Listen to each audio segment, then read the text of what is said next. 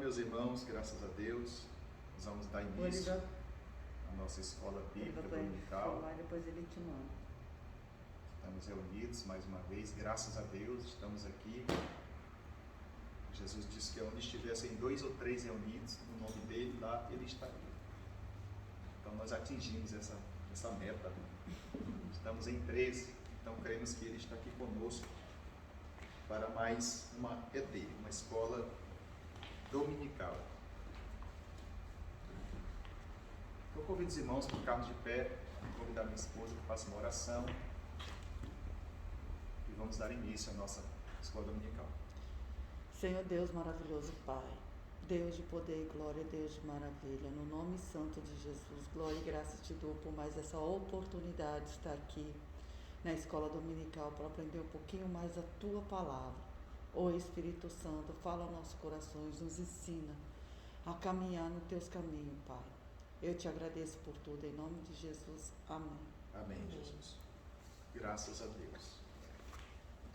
Meus irmãos, a nossa irmã Eliane não pôde vir, justificou o motivo, nós entendemos a dificuldade enfrentada pela nossa irmã e temos sentido a falta de alguns outros alunos e a gente procura sempre mandar uma mensagem, conversar, convidar o irmão e sabemos os compromissos que muitos têm, mas estamos aqui, graças a Deus, e vamos orar para que a nossa escola ela atraia, né, seja mais atraente. Eu tenho me preocupado muito como professor, né, da escola dominical, em trazer sempre uma palavra de Deus para os nossos corações, e a mensagem, quando ela parte de Deus, ela é atraente, porque ela nos transforma. Era o que atraía as pessoas a Jesus Cristo, era a sua mensagem, o seu ensino, o seu amor, a sua devoção, a sua fidelidade a Deus. Atraía multidões e pessoas que vinham de distâncias grandes, mas porque estavam interessadas em ouvir a palavra. E foram beneficiadas, foram abençoadas, porque se esforçaram para aprender, ouvir aquele homem chamado Jesus de Nazaré. E nós estamos aqui hoje. Eu tinha até pensado em nós cantarmos o hino 75 da harpa, mas a gente está planejando em resumir a nossa aula em no máximo de tempo de 50 minutos, 1 hora. Né? A gente está se estendendo muito e a gente sabe, quando a gente saiu daqui era meia-noite da vigília e a gente no máximo em 1 hora quer estar concluindo a nossa escola dominical. Hoje estamos mais relaxados, né, e assumir, graças a Deus, uma semana de férias, aí o Chico está sorridente, está feliz. E nós estamos aqui, felizes pela irmã que pôde vir, graças a Deus por isso. E vamos estudar a palavra de Deus. Eu fiz um resumo, nós vamos fazer hoje diferente. Geralmente nós lemos a revista. Eu espero que os irmãos tenham estudado a revista em casa e nós fizemos aqui um apanhado. Eu escrevi aqui alguma coisa que entendi, que Deus me ajudou a entender, por sua graça. Nós iremos fazer aqui um resumo dessa lição que é tão importante para nós. A importância do casamento. Então hoje a nossa lição 5. 1º de maio, né, parabéns aos trabalhadores, trabalhadoras. Né, a mulher alcançou aí o seu ponto, né, culminante, o auge. As mulheres hoje já não podem ser mais vistas como donas de casa, apesar que são, né? Eu creio que aumentou, né, para a mulher, porque antigamente a mulher cuidava de casa. Mas olha o que, eu sou dona de casa, mas hoje não, a mulher é dona de casa e trabalha fora. Então aumentou mais ainda a carga sobre a mulher, né? Então, feliz Dia do Trabalho, hoje 1º de maio de 2022. Lição 5, o casamento é para sempre. É o assunto da nossa lição. O nosso texto áureo encontra-se em Mateus capítulo 19, versículo 6. Assim não são mais dois, mas uma só carne. Portanto, o que Deus ajuntou, não separe o homem. A nossa verdade prática. A vontade de Deus para o casamento é que ele seja vitalício. Na continuidade do Sermão do Monte, Jesus condena o adultério. Então esta é a vontade de Deus para o casamento.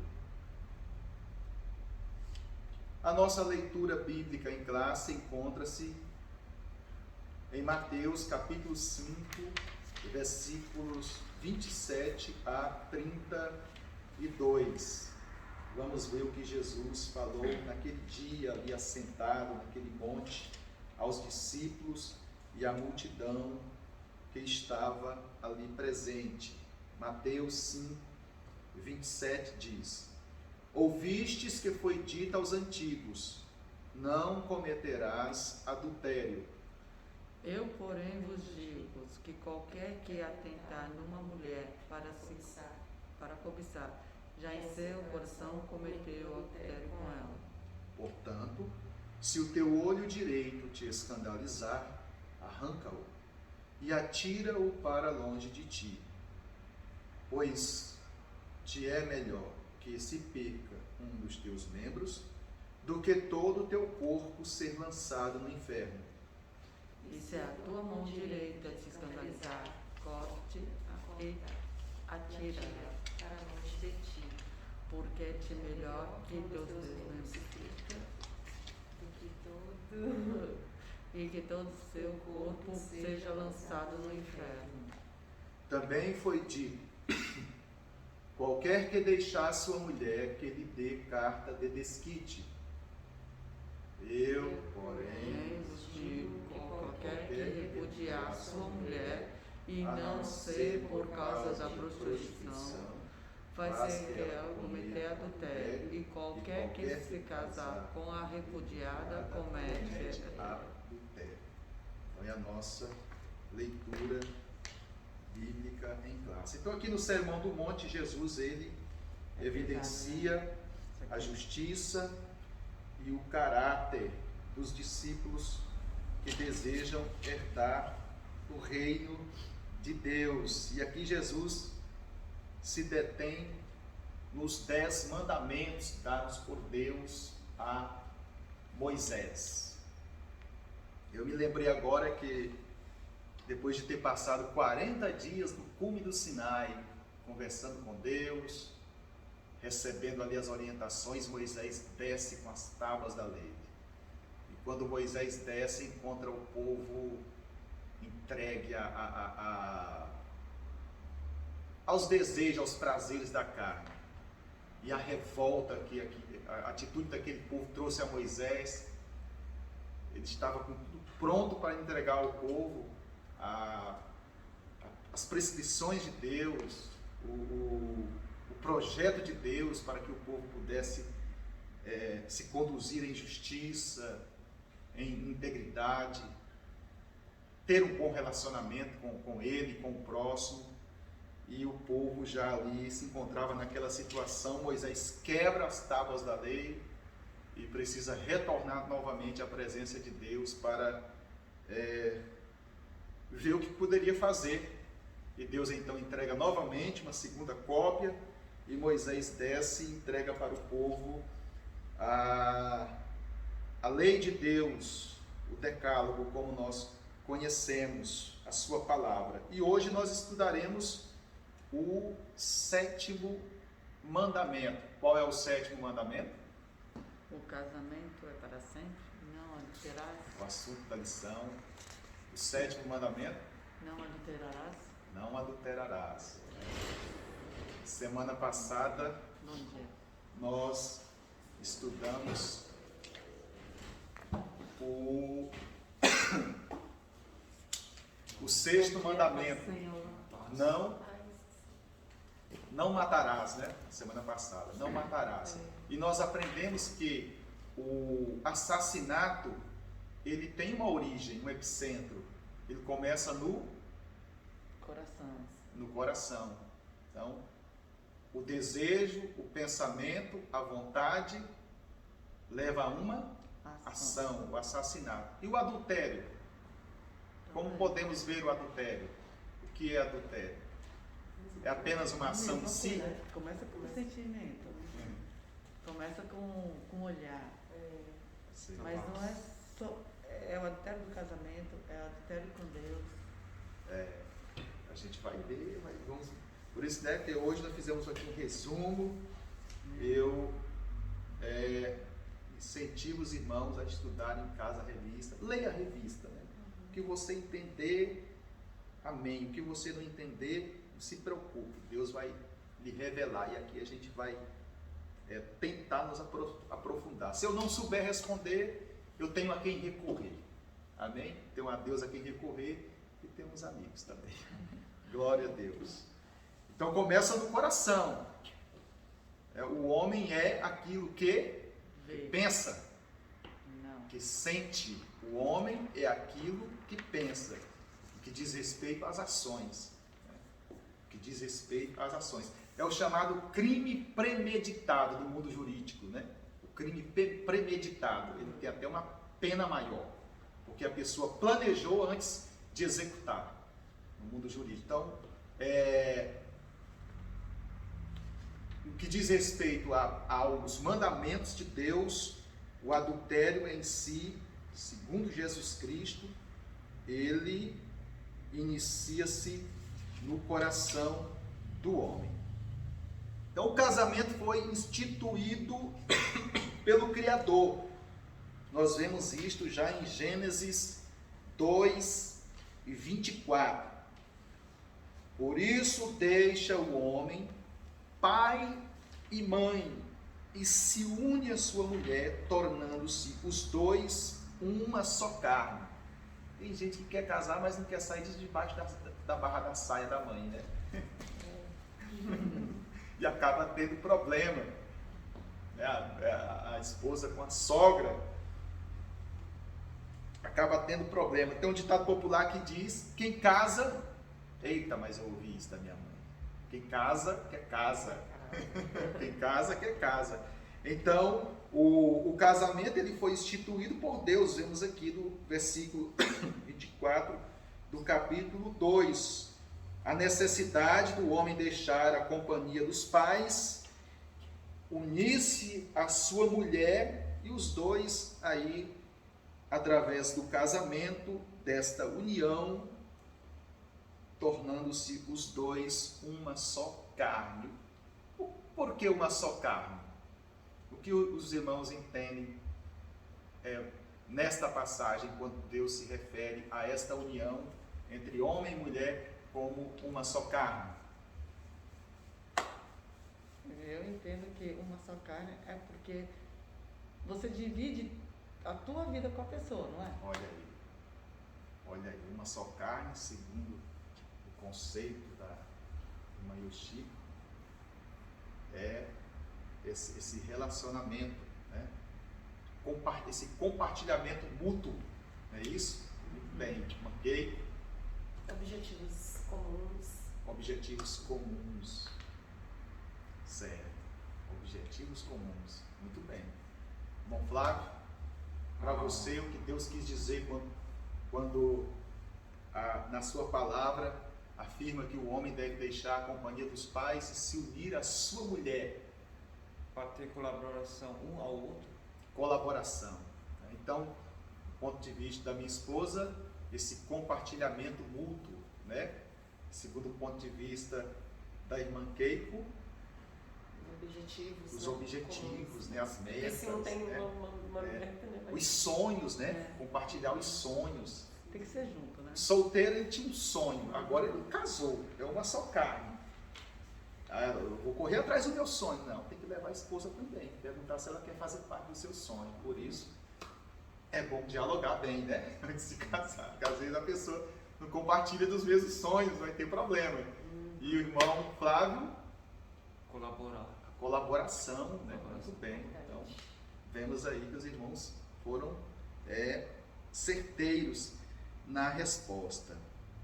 Esse verbo casar no grego significa gamel e tem como significado celebrar bodas, né? Festa de casamento judaica, mas diz respeito também às relações sexuais. Então, o casamento ele só é consumado quando há este ato íntimo entre o homem e a mulher.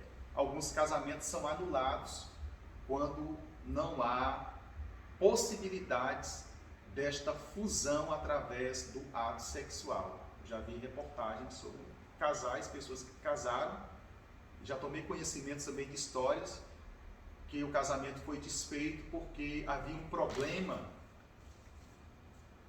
em um dos cônjuges.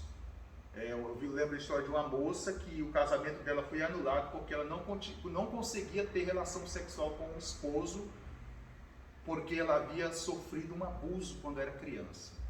E isso criou nela um bloqueio e o casamento acabou sendo desfeito. Outros precisam fazer um tratamento psicológico para poder vencer isso. E se o esposo não esperar, se ele não aceitar.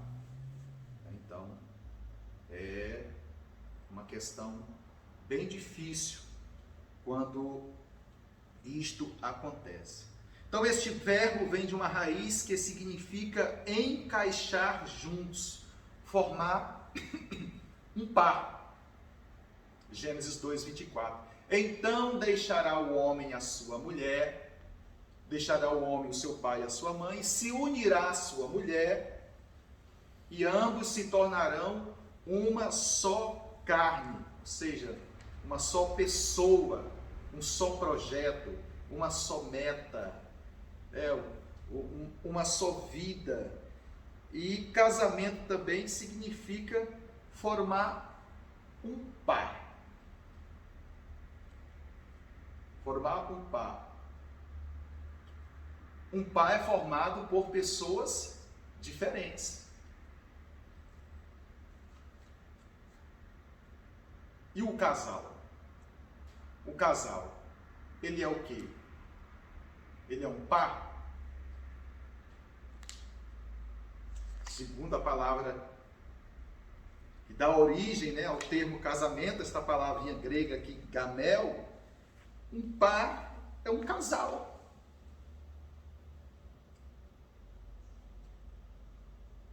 É um só encaixe.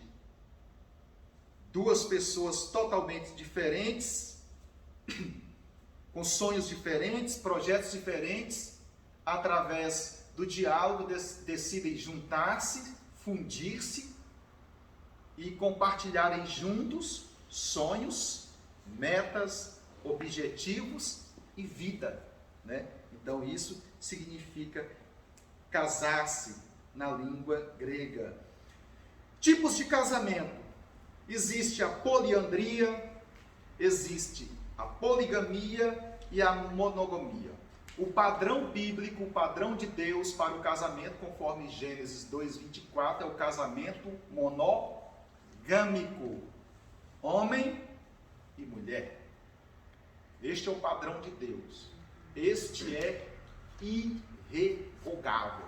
Pode chover canivete do céu. É um princípio. Homem e mulher. Então, a poligamia. Poligamia é quando o homem, ele casa-se com mais de uma mulher. A gente vê muito isso no Oriente Médio, entre os muçulmanos. Geralmente, eles têm 2, 3 mulheres. Uma já é difícil, né, irmãos? E 2. Agora, e 3. diz que elas já não estão aceitando isso mais. Hã? Eles falam que agora eles já não estão, as mulheres orientais, elas já não estão aceitando isso. Não estão aceitando mais. Né? Não é que elas não estão. Eu estava vendo uma mulher falando que o homem, ele tem que ter condições de manter as duas iguais.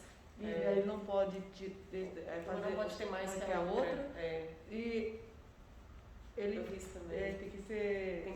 Ele tem que ter condições financeiras, né? De bancar as duas iguais. Uma não pode ter mais que a outra. Olha aí. E sentimento também, né? Tudo. E em casos de a outra não poder dar filho, né? Tipo, Sim, eu vi isso também. estou entendendo. Então, olha aí. Né? Imagina. Dado que eu não sabia. Nossa. E, será que é uma influência do Ocidente, É. do cristianismo, no mundo islâmico? Tomara, né? E existe também a poliandria. Quem sabe o que é poliandria? Vamos ver se os alunos... Poliandria. Não. Monogamia, o padrão bíblico, né? Monogâmico e hétero, homem e mulher. Um homem para uma mulher para o homem. Poligamia, um homem para várias mulheres. E poliandria. Nossa. Não sei não. Tem a ver com se um é homem e mulher, o outro é homem com muitas mulheres. Olha aí. O outro deve ser... Olha aí. Começou a caminhar. Com animal. Entrou no caminho. Esse outro deve ser, tipo, sem ser de sexo, assim. Homem, Uma mulher homem, para mulher, vários mulher, homens. homem. Ah. Quando uma mulher casa-se com vários homens. O contrário? Ah, Poliandria. Mulher casar com vários homens. O homem não pode ter 2, 3 mulheres? Pois a mulher se achou no direito de ter vários homens. É a poliandria. Nossa, isso eu nunca vi. meu. Então o casamento monogâmico, que é o padrão bíblico, o padrão de Deus, conforme a sua palavra, quando Deus diz deixará pai e mãe, iniciar sua mulher, sendo os dois uma só carne, Deus está estabelecendo aqui um princípio. O casamento monogâmico, que esse tipo de casamento monogâmico, ele predominava no mundo grego, né? Mas o homem, ele tinha grandes liberdades, né? Regalias. E com a chegada do Evangelho, isso passou a mudar. Então o homem podia ter concubinas e relações sexuais com meretrizes, fora do casamento, sem precisar dar satisfação. O adultério nos estados gregos e sob a lei romana era castigado com severidade, especialmente no caso da mulher. Irmão, sobrava muito para a mulher. Os irmãos lembram daquela passagem da mulher que foi pega em flagrante adultério, né? Levada até Jesus. O certo era ter levado o homem, segundo a lei, o homem e a mulher. Mas como os objetivos ali eram outros, era achar um ponto fraco em Jesus, o homem foi deixado de lado. Talvez ele fosse, será que é porque ele era conhecido? Tinha uma grande influência? Não precisa não, só ela que é o suficiente. Então a mulher, ela tinha uma pena maior no que diz respeito ao adultério, né?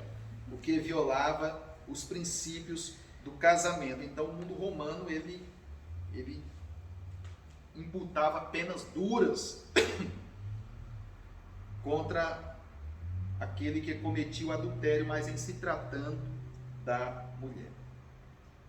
Nós vamos ver aqui sobre o dever do marido no casamento. Com o Flávio é casado, eu sou casado, talvez alguém que irá ver este vídeo é casado.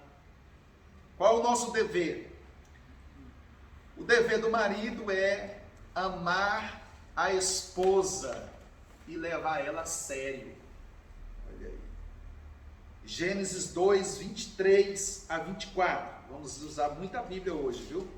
Gênesis 2, 23 a 24, que diz a palavra de Deus.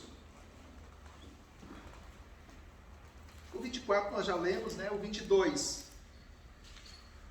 E a costela que o Senhor Deus tomara ao homem, transformou em quê? Numa mulher. E lhe a trouxe. Interessante agora, né? Interessante. E disse o homem: esta afinal é osso dos meus ossos e carne da minha carne, chamar-se-á varoa, porquanto do varão foi tomado. O versículo 24, deixa o homem pai e mãe, se une a sua mulher, tornando-se os dois uma só carne. Então nós vemos aqui será que foi um processo cirúrgico? O primeiro processo cirúrgico realizado na história, Deus toma ali um pedaço do homem e transforma numa mulher. E parece que Deus pega, né, e leva para um local diferente, porque Deus traz, diz aqui o versículo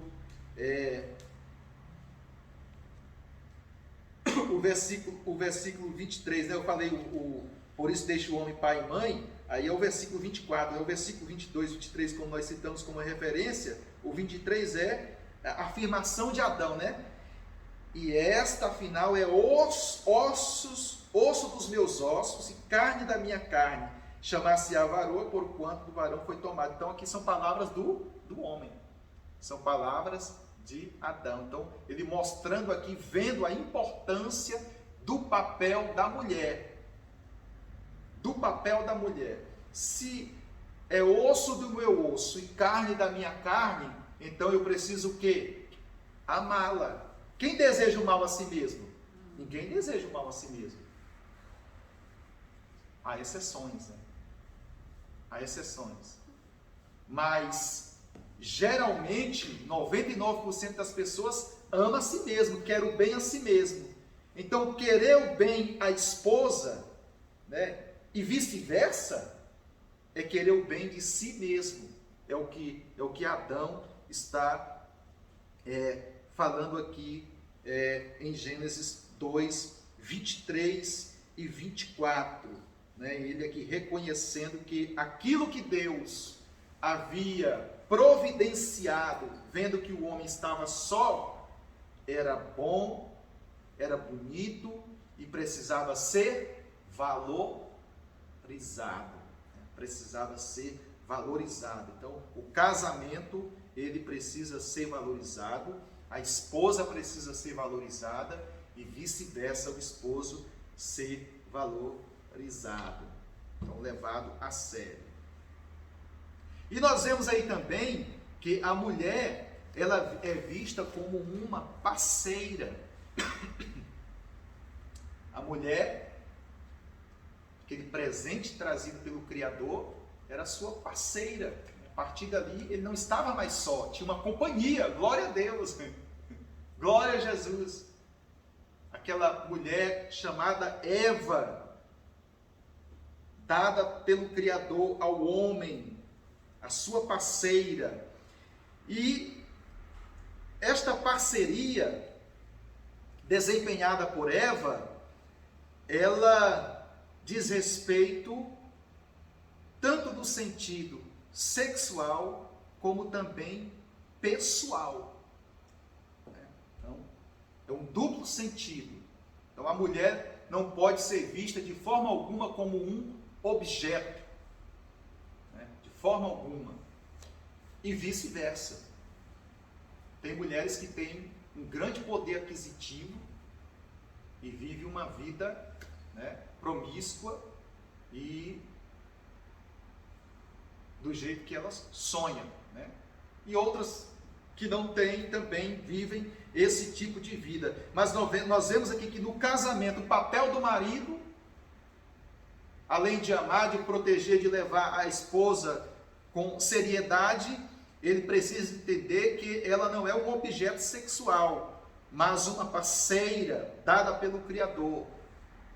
E por isso deve ser valorizada. Gênesis 1, 27 a 28. Como eu falei, nós vamos usar bastante a palavra de Deus nas referências.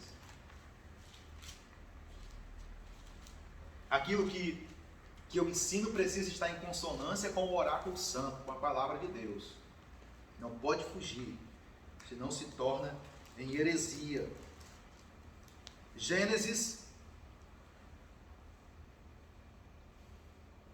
1, 27 e 28. Alguém pode ler? E criou Deus o homem à sua imagem, e a imagem de Deus o criou, macho e fêmea os criou. E Deus os abençoou, e Deus lhes disse: frutificai e multiplicai-vos, e enchei a terra e sujeitai-a, e dominai sobre os peixes do mar, e sobre as aves dos céus, e sobre todo animal que se move sobre a terra. Olha aí. Criou Deus, pois o homem, à sua imagem, a imagem de Deus o criou, homem e mulher. E Deus os abençoou e lhe disse: sede fecundos. Esse sede fecundos diz respeito à relação sexual entre o casal. Para que objetivo? A multiplicação da espécie humana. Mas não somente a multiplicação da espécie humana, mas como um ato que traria prazer, gozo e evidenciaria a perfeição e a união daquele casal feita pelo Criador, feita por Deus.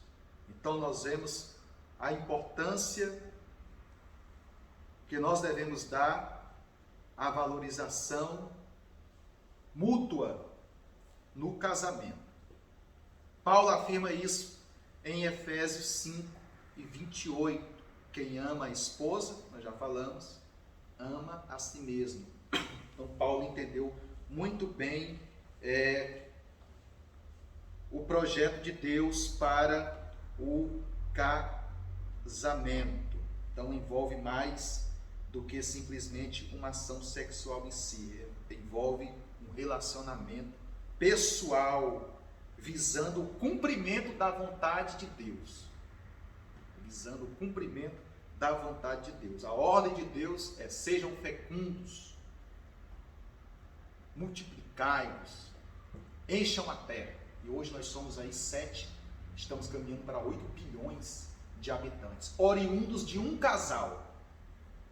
A palavra do Todo-Poderoso se cumpriu. Louvado seja Deus. No tópico 2, nós fizemos aqui algumas anotações, queremos falar sobre o adultério, a condenação do adultério.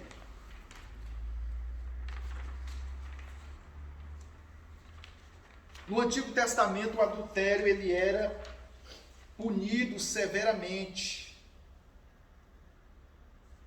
e com morte. O adultério no Antigo Testamento era punido, como já falamos na nossa introdução, com a morte. Então, alguns tiveram suas vidas ceifadas porque foram infiéis no casamento. As pessoas eram, no judaísmo principalmente, apedrejadas até a morte. Mas há relatos de pessoas também que foram queimadas, porque foram pegas em adultério. No caso da mulher, quando havia suspeita do marido de que a mulher estava sendo infiel, ela era levada ao sacerdote e lá ela precisava prestar um juramento e era feito um teste. Pegava-se a água, colocava-se cinzas dos cereais que eram oferecidos a Deus e ela tomava aquela água com a cinza.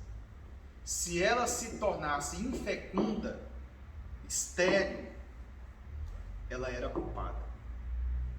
Se ela não gerasse filhos, ela era culpada. Então era sério. O negócio não era brincadeira no que diz respeito ao adultério.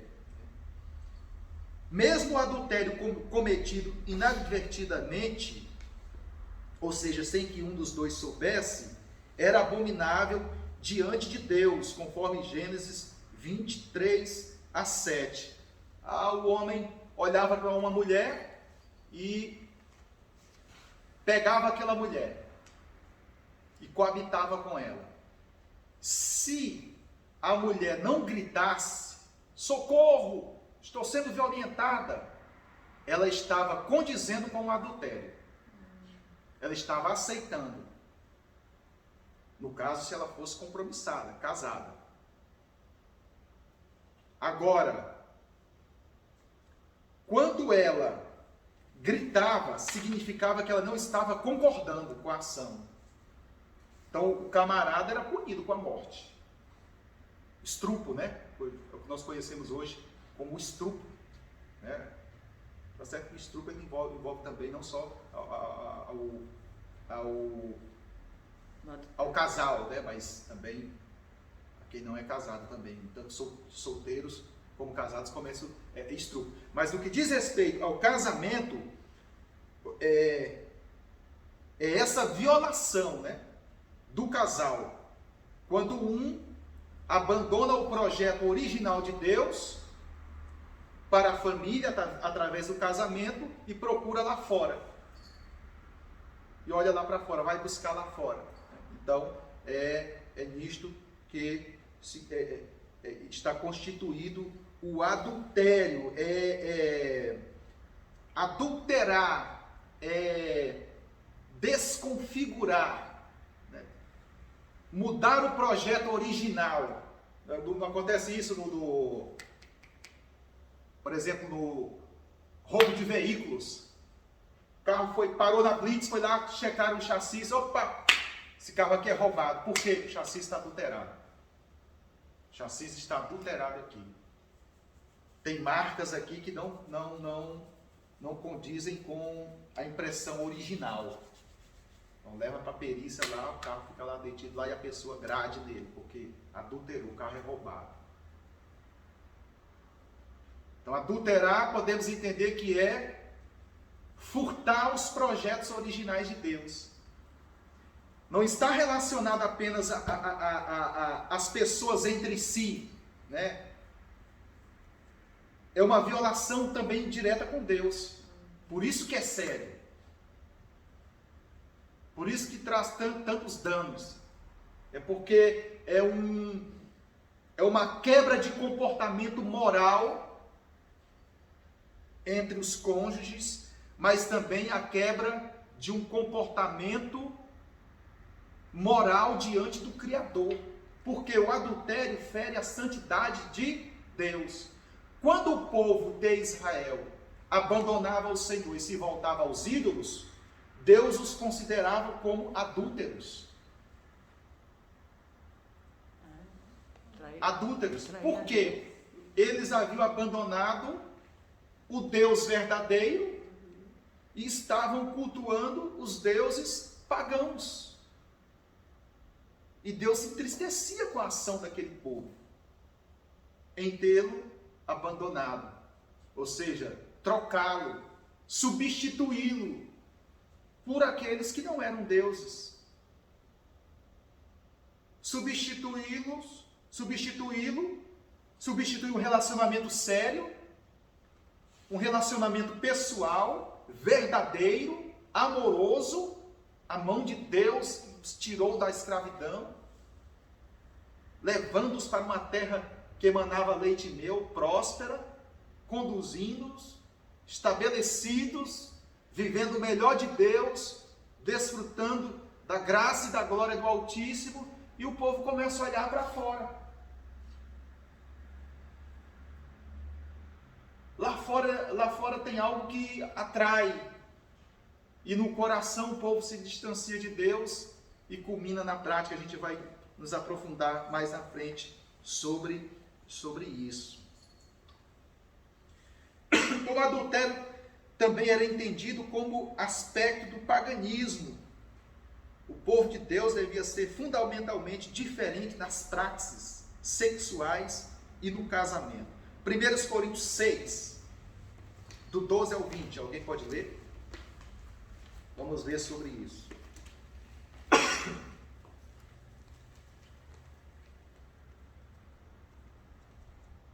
O adultério como prática pagã, que deveria ser evitada pelo povo de Deus. A prática do povo de Deus deveria ser diferente. Vamos ver o que Paulo diz à igreja de Corinto, que estava tendo problemas, casos de adultério na igreja, de prostituição. 1 Coríntios capítulo 6, do 12 ao 20, são 8 versículos. Vamos procurar aqui também. 1 Coríntios capítulo 6, do 12 ao 20. Todas as coisas me são lícitas, mas nem todas as coisas convêm. e todas as coisas que me são lícitas, mas eu não serei levado sob o poder de nenhum. Os alimentos são para o ventre, e o ventre para os alimentos, mas Deus destruirá tanto com... O problema é eu enxergar isso também. Os alimentos são para o ventre, e o ventre para os alimentos, mas Deus destruirá tanto como os outros. Ora, o corpo não é para fornicação, mas para o Senhor, e o Senhor para o corpo. E Deus, que ressuscitou, o Senhor também nos ressuscitará para o seu próprio poder. Não sabeis vós que o vosso corpo são membros de Cristo? Tomaria eu, então, os membros de Cristo, e deles fareis membros de uma meretriz? Prostituta? De modo algum. Ou não sabeis que aquele que se ajunta com uma prostituta é um só corpo? Porque os dois, diz ele, serão uma só carne. Mas o que ajunta com o Senhor é só espírito, é só um espírito. Fugir da fornicação. Todo pecado que o homem comete está fora do corpo, mas o que comete fornicação peca contra o seu próprio corpo. Ou não sabeis que o vosso corpo é o templo do Espírito Santo, que está em vós, proveniente de Deus, e que não sois de vós mesmos, porque foste comprado por um preço. Portanto, glorificai a Deus glorificai a Deus no vosso corpo e no vosso espírito, e quais são de Deus. Olha aí, então Paulo falando da prática que deve ser adotada pela igreja de Corinto, que estava tendo problemas relacionados a este tipo de pecado. Então, Paulo condenando a sensualidade, a prostituição, e mostrando qual deve ser a prática sexual da igreja, né, entre os casais. Então nós vemos aí que o corpo não é para a impureza, mas para o Senhor. A impureza diz respeito às práticas sexuais libertinas, né? A lascívia, a luxúria, é a busca pelo prazer, né? O desejo pelo prazer torna o quê? A pessoa sensual. Quando você olha para uma pessoa e você vê detalhes de uma sensualidade, tanto homem como mulher, aquilo ali está evidenciando que aquela pessoa, em seu coração, ela está em busca, né, deste prazer, desta satisfação carnal. Então, a igreja, como corpo de Cristo, nós precisamos nos resguardar destes sentimentos ruins, desses desejos pecaminosos. Como diz o versículo 12, todas as coisas me são lícitas, mas nem todas as coisas me convêm. Eu tudo posso, mas nem tudo eu faço. Não. Eu tudo posso, mas nem tudo faço. Todas as coisas me são lícitas, mas eu não me deixarei dominar por nenhuma delas. Se deixar dominar pelos desejos. Irmão, tentação faz parte da nossa caminhada. Tentado não ceda, ceder é pecar. Melhor e mais nobre será triunfar. Coragem, ó crente, domina o teu mal. Deus pode livrar-te da queda fatal. Hino 75 da harpa cristã. Então é controlar esses desejos para que eu não caia. É lícito? É bom? É bonito? É atraente? É linda? É lindo? Mas não quero, porque eu tenho um compromisso com Jesus. O meu está guardado, a minha está guardada. Louvado seja o nome do Senhor. Então devemos fugir da impureza, como fez José.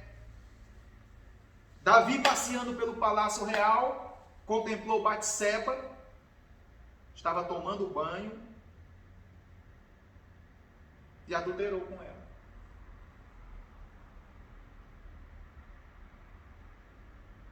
Será que ele não conhecia a história de José?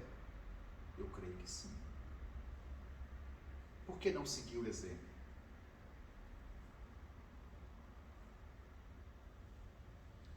Então devemos fugir da impureza, evitar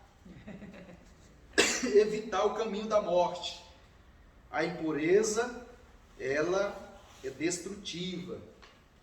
Então o ato sexual dentro do casamento glorifica a Deus, é o que Paulo está falando aí também. Dentro do casamento. Fora do casamento, fere a santidade de Deus.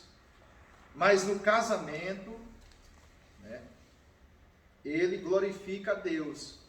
Tudo me é lícito, mas nem tudo me convém. Todas as coisas me são lícitas, mas eu não me deixarei dominar por nenhuma delas. Então, entre quatro paredes, o casal que teme a Deus, que é cristão, que conhece a palavra, pode tudo?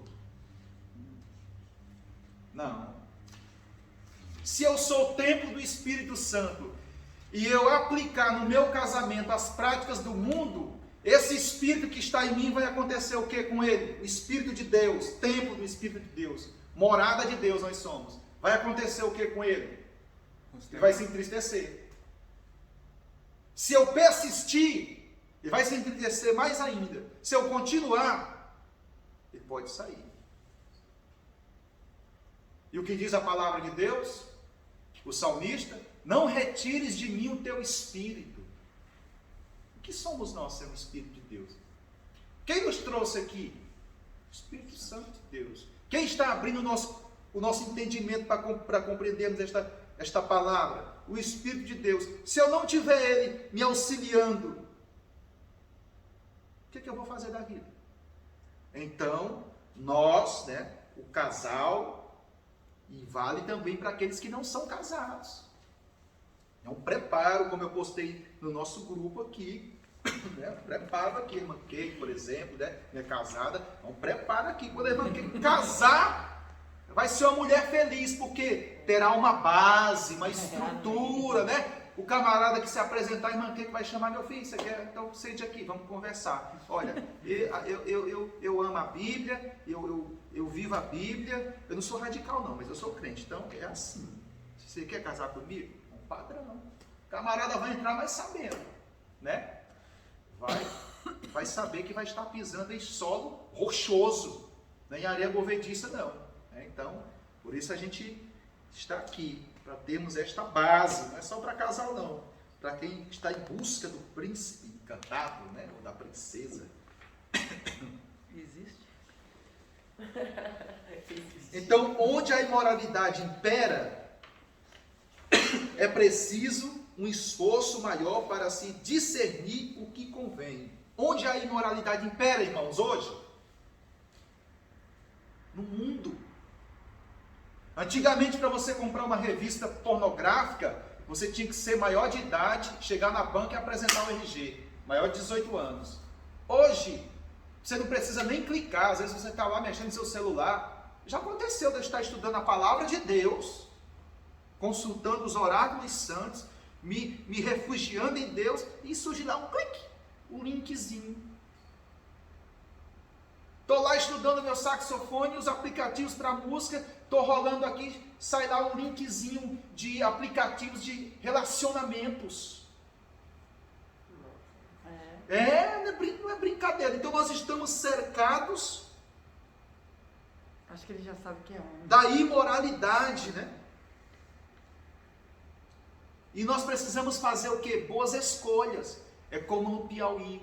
Antigamente minha avó ia pisar o arroz no pilão, pisava, depois a minha tia ia lá com kibane, feito da palha do tucum, da carnaúba, no vento aqui, ela procurava a posição do vento, jogava para cima e o vento levava a palha. Mas ainda ficava a escolha, a gente chamava de escolha, o arroz com casca, ele ia catar. Nós precisamos catar, tirar e jogar fora as escolhas, o arroz com casca, ficar só com o que é bom, porque nós estamos cercados por isso. Se nós não tomarmos cuidado, o mundo nos influenciará e nós traremos para o leito conjugal as práticas adotadas pelo mundo que ferem a santidade de Deus, a banalização do casamento, o sexo grupal, troca de casais, aplicativos. Então nós estamos inseridos num contexto mortal, perigosíssimo, que mata o crente, mata o ministério, mata a comunhão com Deus, acaba com a nossa vida. O que tem de pessoas mortas por causa da pornografia maldita, que Deus me libertou. Que Deus me libertou. Então fere a santidade de Deus, esse tipo de comportamento. E é preciso um esforço colado com Jesus 24 horas com a palavra.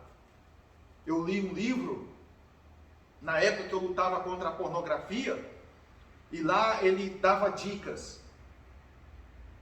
Se o seu problema está no computador, sempre que você for acessá-lo,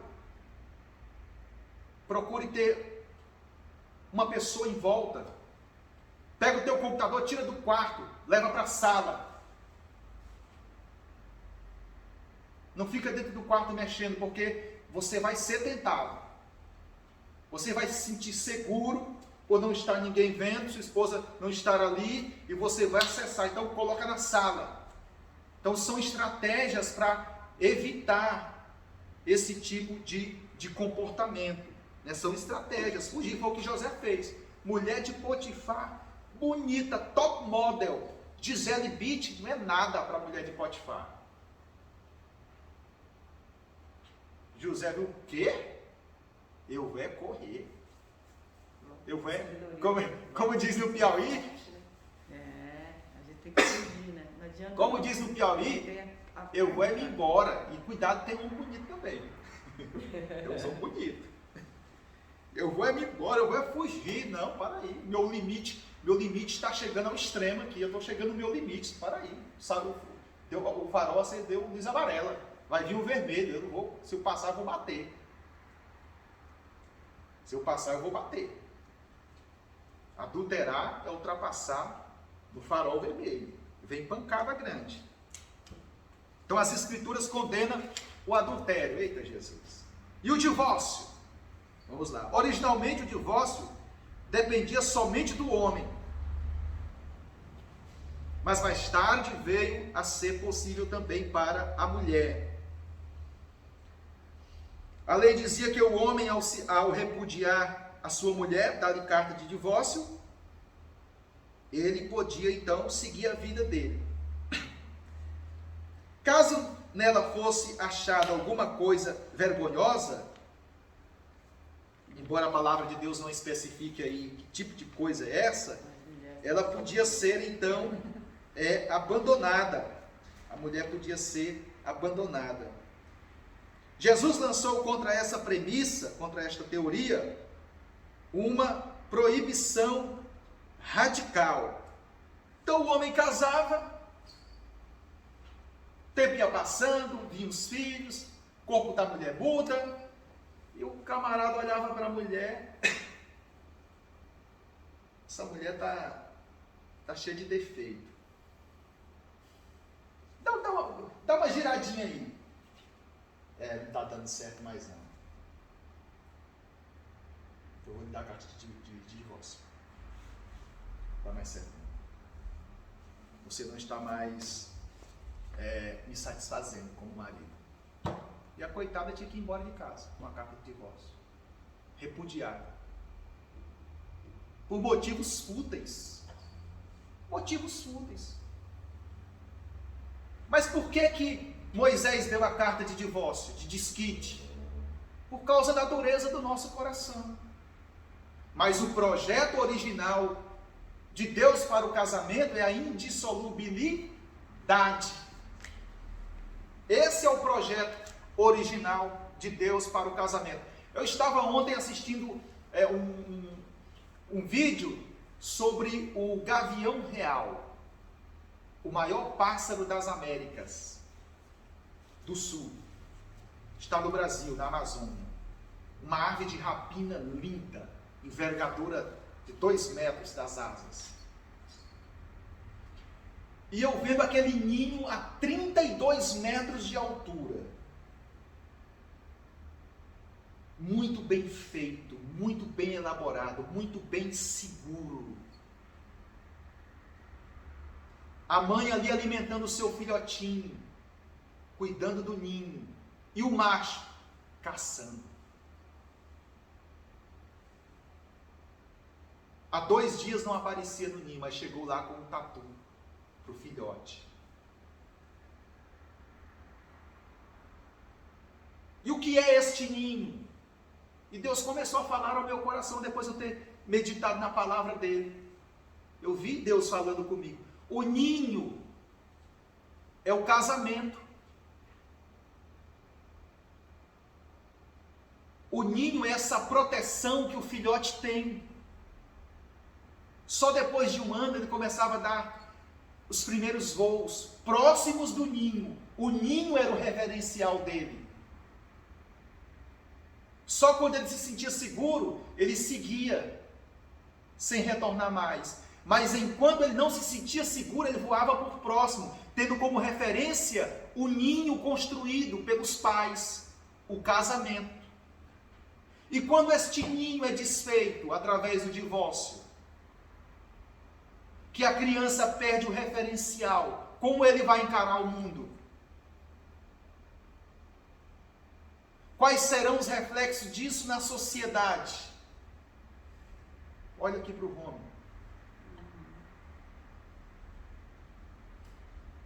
Minha vida, meus pais foram todos separados, eu fui criado sozinho. Foi fácil, amor? Não. Meus pais também separaram. Foi fácil o quê? Não sei, Quando a gente é mais nova, a gente tenta seguir a vida assim, a gente não tem tanta consciência. Você vai levando a vida com os pais separados e você vai... Sim. Mas você perdeu o referencial. Sim. Aquele referencial que você tinha lá no lar, do respeito mútuo, do carinho, do amor, do afeto, você vai levar aquilo para o mundo. Mas se você vê o pai batendo na mãe, a mãe agredindo verbalmente o seu pai, que referencial você vai ter lá no mundo? Você vai ser exatamente aquilo no mundo. Tanto que eu fui criada pelo meu pai, foi o contrário, né? Meu pai que ficou com as 5 filhas. E minha mãe veio pro Japão. Então eu escutava várias coisas de tipo, sua mãe te abandonou. Eu escutava as coisas assim, nossa, como que sua mãe teve... Eu sei que as pessoas jogando não falavam contra, mas jogando com maldade. contra. Mas falavam assim, nossa, como que sua mãe... Porque naquela época era muito assim... Sim. polêmica, assim, falando, nossa, como que sua mãe teve coragem? E ficou uma coisa na cidade, tipo assim, um homem cuidando de 5 meninas. Sim. Meu pai criou 5 filhas. E na época, assim, meu pai, eu lembro que as pessoas viam ele como um herói, porque os tios, todos queriam pegar uma ou outra, meu pai não deixou. Ele criou as 5. Mas hoje, graças a Deus, eles têm um relacionamento saudável, meu pai não fala mal, nunca vi meu pai falando mal da minha mãe. Sabe, assim, nem... Mas aí ficou assim, só que o que eu levei isso pro mundo é que eu cresci com uma energia masculina alta, porque eu não cresci com a minha mãe no dia a dia, assim, fazendo as coisas, né? Eu cresci mais com uma referência masculina, tipo, de que tem que ser mais forte, de que cai, levanta, tipo, não chora. Eu fui criada com a minha mãe. Né? Mas assim, como minha mãe tinha que trabalhar, tinha que se esforçar, fazer o papel de homem. Aí eu cresci assim muito. A gente cresce mais dura, né? Eu era muito. Quando eu conheci o Elivelta, ele levou até um susto em termos de que eu nunca fui de abaixar a cabeça. A minha opinião era que tinha que prevalecer, né? E a gente sofre com isso também, né? Quando a gente é assim, meio cabeça, a gente fica meio cabeça dura, meio tipo, não querer abaixar a cabeça. Não, mas eu não queria de jeito nenhum. Pra ninguém pisar, né? É como se a gente... Justamente por isso, porque não tinha o referencial. Não tinha o referencial. Porque era minha mãe, né, com 6 filhos, né? Nossa. Minha mãe sozinha, né? Nossa. E mulher ganhar menos, você queria o menos, né? Pra cuidar de 6. Então era muito fácil, né? E hoje está muito fácil. Hoje, durante a pandemia aí, o negócio ficou mais fácil ainda, o divórcio online. Divórcio online. Assisti a Pico nos Islas, foi na Record, semana passada. O aumento do divórcio. Principalmente no meio evangélico. Então Jesus, ele condenou esse tipo de prática. Por quê? O que Deus ajuntou, não pode um homem separar.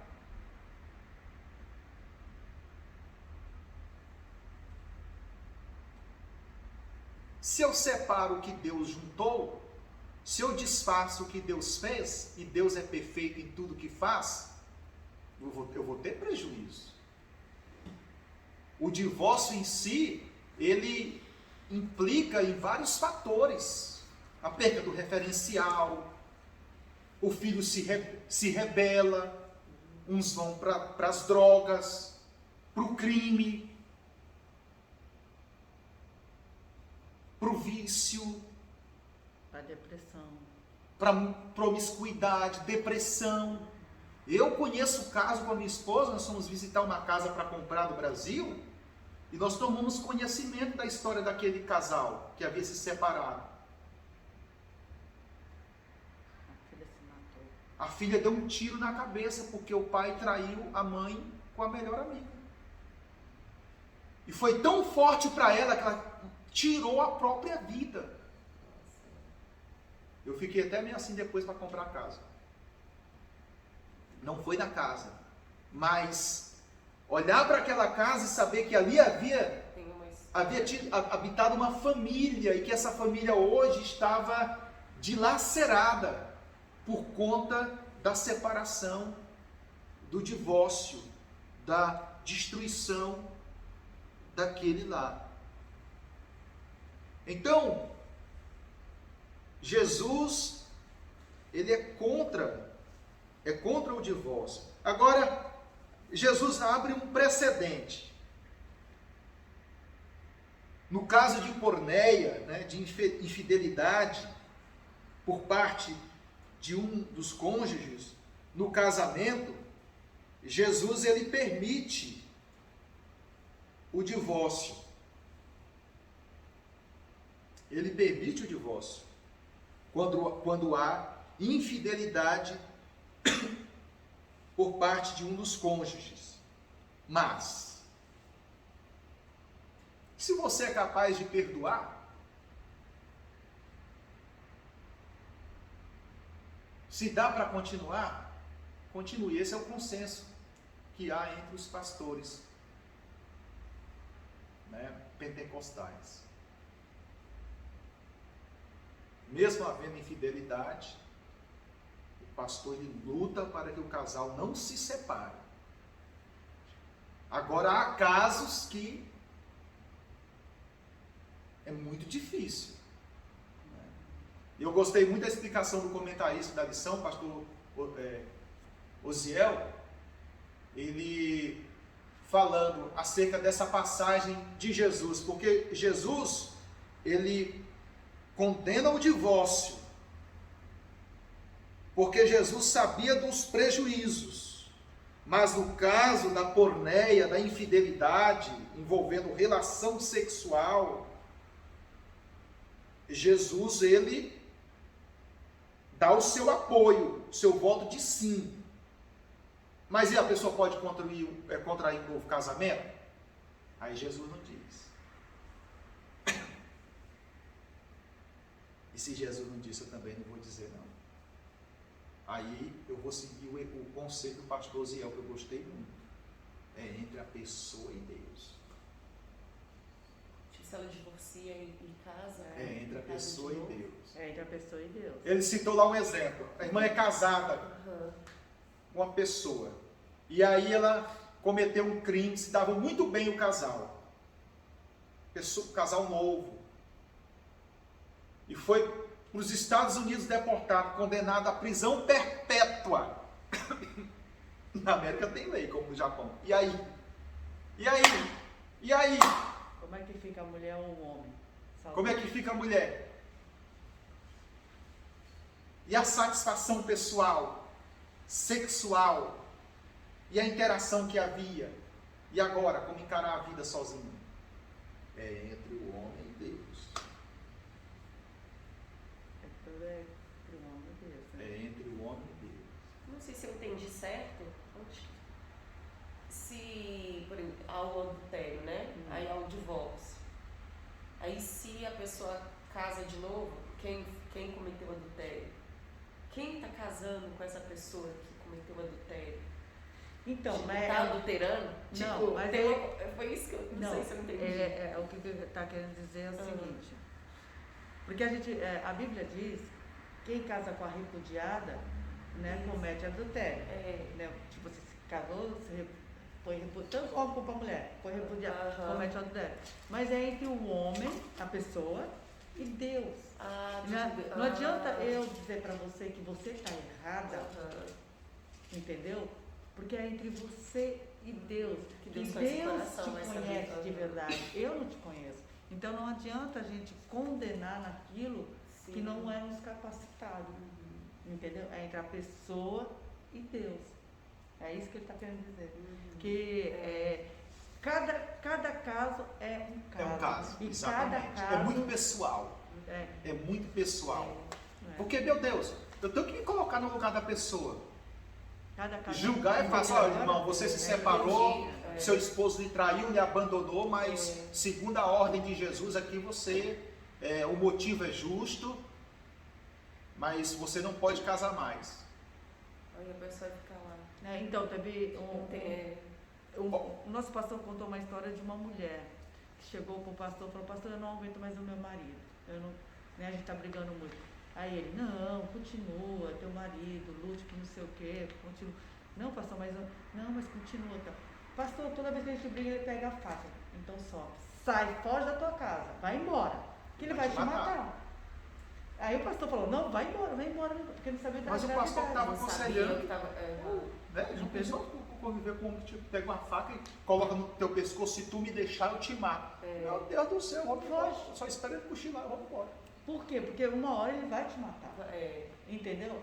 Aí, então, por isso que é uma coisa assim, é uma coisa muito íntima, é uma coisa que não tem como homem nenhum julgar. E já aconteceu várias tragédias, né? De casamento assim, porque tentou persistir por causa da igreja, Acontece. Por causa de conselhos, né? Que às vezes a pessoa não conta tudo, né? Exatamente. Então, por isso que ele falou: foge, some, separa desse homem, que ele vai te matar. A questão do divórcio aqui, segundo Jesus, Mateus, capítulo 19, a partir do 3. Vieram a ele alguns fariseus e o experimentavam, perguntando: é lícito ao marido repudiar sua mulher por qualquer motivo? Segundo a lei, era. Quando ele encontrava na mulher um defeito, uma falha, entendeu? Não quisesse mais. Segundo a lei, era lícito. Então respondeu o mestre: não tendes lido que o Criador desde o princípio os fez homem e mulher, e que disse: por esta causa deixará o homem pai e mãe e se unirá à sua mulher, tornando-se os dois uma só carne? É o que nós lemos, Gênesis 2, 22 e 23. Jesus citando aqui as Escrituras. Olha como Jesus valorizava o Antigo Testamento. De modo que já não são dois, mas dois, porém uma só carne. Portanto, agora aqui é a palavra de Jesus. Jesus até aqui está citando o Decálogo, a lei, o Pentateuco, o livro do Bereshit, do Gênesis. Aí Jesus vai aprofundar o mandamento santo e divino. Aí foi que Jesus provocava aqueles aí, que eles ficavam loucos com Jesus. Portanto, o que Deus ajuntou, não separem o homem. Replicaram-lhe: por que Mandou então Moisés dar carta de divórcio e repudiar. Olha aí, se respaldando da lei. Mas Moisés mandou dar carta de divórcio. Repudiar, por qualquer motivo. Ao que Jesus diz.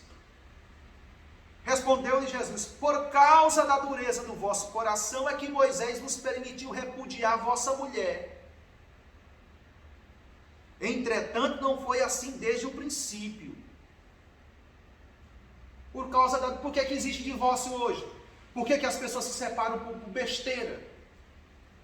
A gente não tem mais diálogo, a gente não se entende mais, eu puxo para um lado, tu puxa para o outro. Vamos fazer o seguinte, vamos se separar. A causa do divórcio é o quê? A dureza desse coraçãozinho aqui, que é duro, que não se submete. É uma mulher insubmissa, é um homem que trata mal, que humilha, que debocha da mulher. A dureza do coração. Há tantos divórcios no mundo é por causa da dureza do coração. Não há diálogo. Não há entendimento. Deus não está no centro. Eu vou fazer 26 anos de casado. Mas se Jesus não estivesse no centro, eu tinha acabado de fazer até. Porque a mulher é difícil. E o homem também é difícil. Tinha acabado, irmão Fábio. Mas Jesus está no centro. Mas mesmo com Jesus no centro, é difícil. Uma hora que eu... Aí Jesus, vem aqui, rapaz. Vem aqui. Vamos conversar. Né? O entendimento que a palavra de Deus nos dá. Não, para aí, meu Deus. Eu conheço o Evangelho.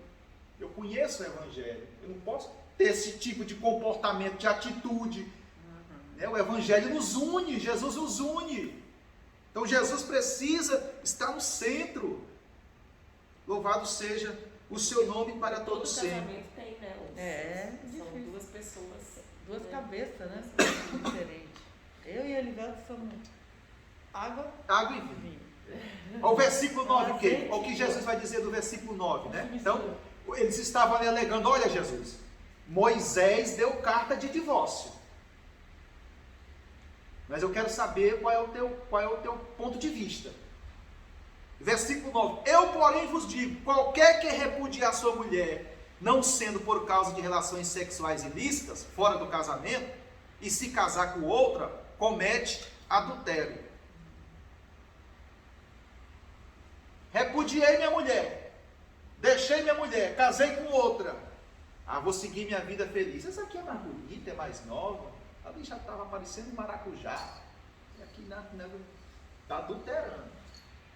E a outra, pois é, né? Então deixa para lá.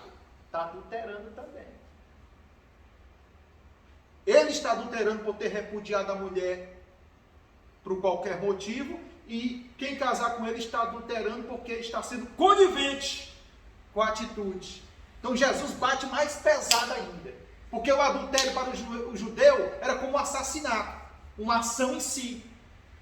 Será que não pensa assim, nossa, se fez isso com a esposa dele, daqui a um tempo pode estar fazendo comigo também, né? Será que não... Mas não pensa.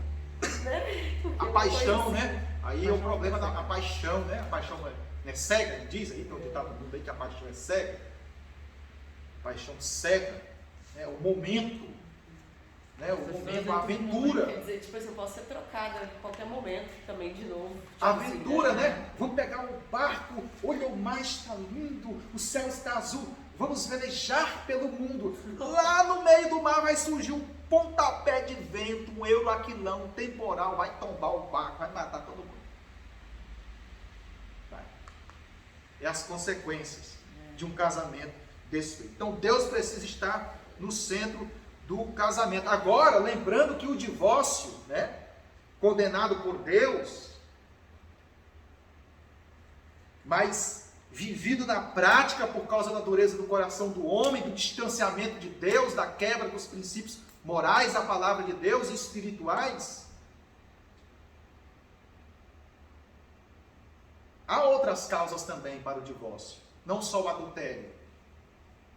Dívidas. Eita, mas tem separado o casal. Falta de planejamento familiar. A mulher começa a trabalhar, o dinheiro é meu salário, é minha vida. Você não é casado? Casar não é compartilhar? Não é dividir sonhos, projetos? Não, para aí. Eu nem meu cartão eu tenho. Nem meu cartão eu tenho, claro. Está tudo com a mulher. Então, muitas vezes, o divórcio se dá por motivos mais fúteis ainda. O olhinho dela até brilhou. Né? Há motivos para a separação, como no caso do divórcio, ou como no caso o adultério, né? A infidelidade conjugal, mas há outros motivos, como problemas financeiros, leva muito casal à destruição, à separação. As dívidas, mergulha em dívidas e tudo, e vem a falta de entendimento e o casal, a família acaba sem o cônjuge estar sabendo, né? sem conversar, sem dialogar. Eu converso com a minha esposa antes de se contrair qualquer dívida. Não é um casal, não é uma família, não é uma só carne. Se é uma só carne, é um só dinheiro, é um só salário. Olha aí Jesus falando. Pensamentos diferentes, mas pensamentos diferentes podem chegar no entendimento. Pô, é um sonho, chegou a oportunidade. Pô, pelo amor de Deus, deixa eu comprar. O meu saxofone não conseguiu. Eu fui para Tóquio, fomos para a igreja e na volta que eu me perdi, pois eu não fui dar em frente a uma loja de saxofone.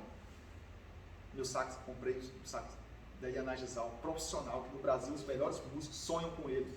O sax feito à mão. Eu não sei o que aconteceu, foi o Espírito Santo que me guiou naquele dia, entendeu?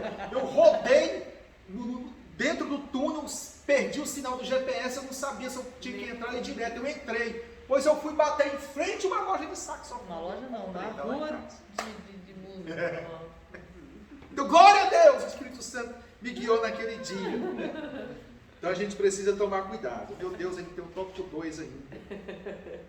Irmão, mas está gostosa a aula, não está? Amém? Então Jesus vai falar que o adultério, ele se origina como o assassinato em si, no coração. Se origina no nosso coração. No Sermão do Monte, Jesus fala acerca do 7º mandamento. No reino de Deus que começa a raiar, o adultério é um pecado que revela que o coração da pessoa é apegado ao homem e não a Deus. Aos olhos de Deus, o olhar cobiçoso e o pensamento da concupiscência são contados como o ato completado. Jesus situa o adultério nos olhos e no coração antes do ato externo. Os olhos e o coração são os dois corredores do pecado. Mateus 5, 27 e 26. Quem pode ler? Então nós vamos entrar aqui num lugarzinho chamado coração, no interior da alma, dos desejos, das vontades. Para o judeu, o adultério era o ato em si. Opa, para aí, você é casada com fulano de tal, você é casado com fulana de tal, está adulterando. Pega os dois aqui, vamos pedrejar agora. Tem testemunha aqui. Opa, Jesus vai aprofundar esse ensino. Vai mostrar qual é o propósito de Deus em dar o sétimo mandamento. Então, quem pode ler aí? Mateus 5, 27 a 26. Quem achou primeiro? Vai ganhar uma Coca-Cola. Mateus 5, 27 e 26. Vamos lá. Na verdade, eu vos digo que ele de nenhuma forma sairá de lá enquanto não pagares o último quadrante. Não, 27, 26? É. Mateus 5. Mateus 5. Não. 27? 27, 26. 26 e 27, não é? Na 26 e 27, é. Na verdade, eu te digo, de nenhuma forma sairás de lá. Mateus? É, Mateus. 5. 5. Mateus 5, 26. Na verdade, vos digo, de maneira nenhuma. Ah, sim, desculpa, amor. Mas o 27, tá certo. Leu o 27. O 27 e o 28. O 28, exatamente. Lê aqui, por favor. Vocês ouviram o que foi dito? Não cometa adultério. Mas eu lhes digo, Quem olhar para uma mulher e desejar possuí-la já cometeu adultério no seu coração. Olha aí. Tá. 29. Portanto, se o olho direito faz com que você peque, arranque-o e jogue-o fora, pois é melhor perder uma parte do seu corpo do que o corpo inteiro ser atirado no inferno. 30. Se a sua mão direita faz com que você peque, corte-a, jogue-a fora, pois é melhor perder uma parte do seu corpo do que o corpo inteiro e ir para o inferno. Olha aí. Então Jesus vai mostrar para aqueles homens que o adultério inicia-se aonde? No coração. No coração. Olhou para a mulher com intenções impuras, desejou e vice-versa. Nas palavras de Cristo, na interpretação correta do 7º mandamento, Jesus explica que o adultério se inicia no coração. Por isso eu disse no início da aula, a pessoa é aquilo que pensa. A pessoa é o que é no seu interior. A ação inicia-se no desejo, que culmina na prática. Na prática. E Jesus, ele dá aqui as diretrizes para que isto seja combatido através do nosso autocontrole. Controle do desejo, controle das vontades, do coração. Porque é do coração, segundo Provérbios, que procedem as fontes da vida. É de onde sai tudo. Tanto o que é bom, como o que é ruim. E o que Jesus está falando aí quando diz, se o teu olho te escandaliza, arranca, se tua mão direita te escandaliza, arranca. Jesus está ensinando a automutilação? Não.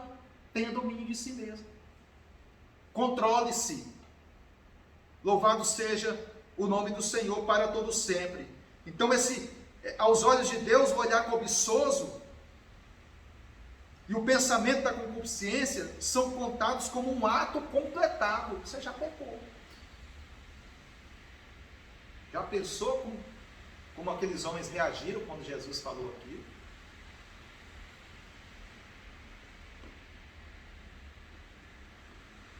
Jesus situa o adultério nos olhos e no coração. Os olhos e o coração são os corredores do pecado, é por onde passa.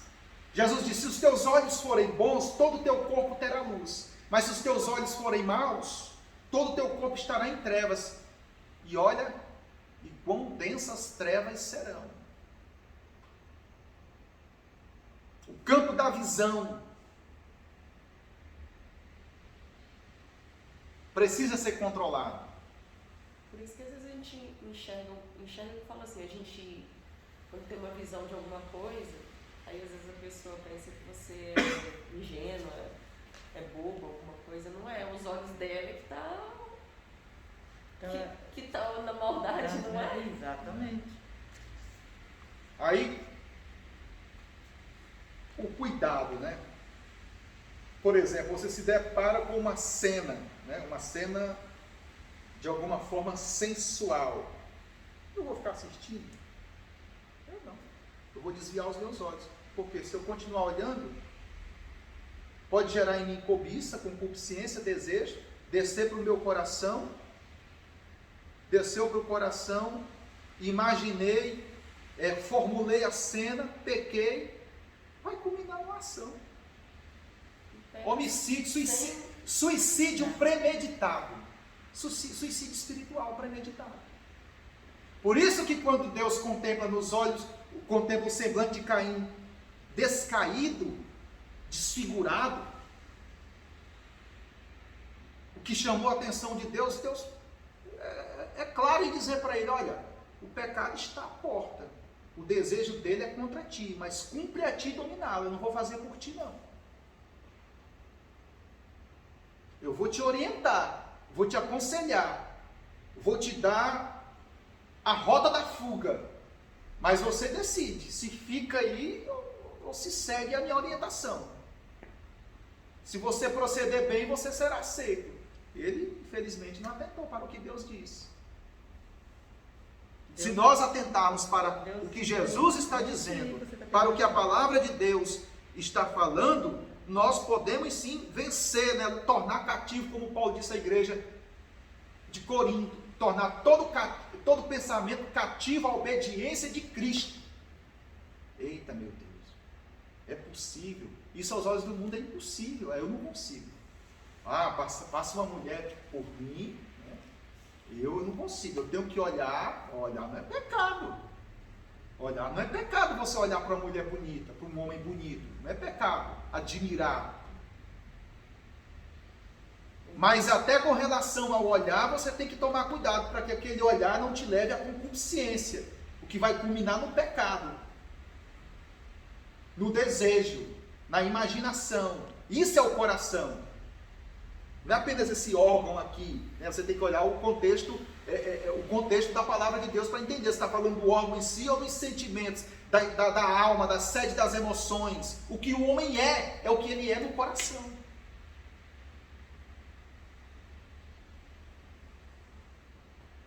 Por isso eu disse, nós somos o que pensamos. Então nós precisamos controlar o coração. Mas lembrando, irmãos, que mesmo esse tipo de pecado, o adultério, por exemplo, né? Os desejos que muitas vezes querem brotar no nosso coração e muitas vezes até brotam, eles são perdoados por Jesus Cristo. Aquele que confessa e deixa, alcança a misericórdia do Senhor. O Supremo Juiz e Salvador está disposto a perdoar. E graças a Deus que as misericórdias do Senhor são as causas de não sermos consumidos, porque as suas misericórdias são infinitas. Glória a Deus. Graças a Deus que eu posso me refugiar na misericórdia do Senhor. Então, assim como o assassinato, que é o 6º mandamento, o adultério inicia-se no interior do ser. Sobre tudo que se deve guardar, guarda o teu coração, porque dele procedem as fontes da vida. É o que diz Provérbio 4:23.